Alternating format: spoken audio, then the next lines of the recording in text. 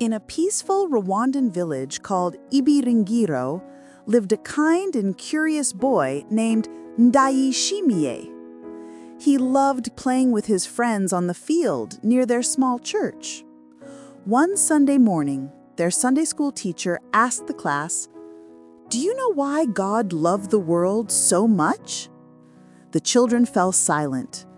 Some looked at each other, others kicked small pebbles on the floor, but no one answered.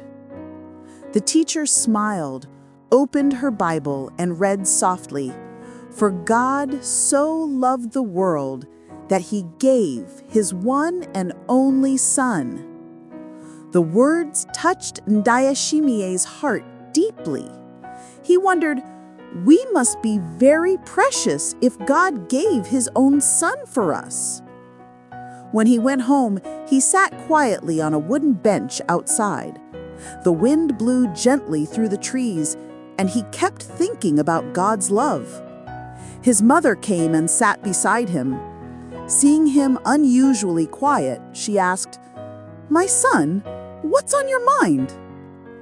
Ndayishimiye replied, "Mama, if God loved us so much that he gave his only Son, then I also want to love others the same way." His mother smiled warmly and said, "Now you understand why John 3:16 is such an important verse. God's love is the greatest gift." From that day on, Ndayishimiye began showing love to everyone.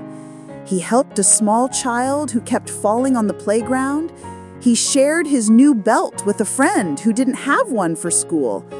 And he always said, "God loves you so much."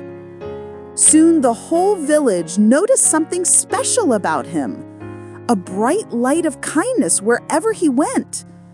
It was the light of God's great love shining through him.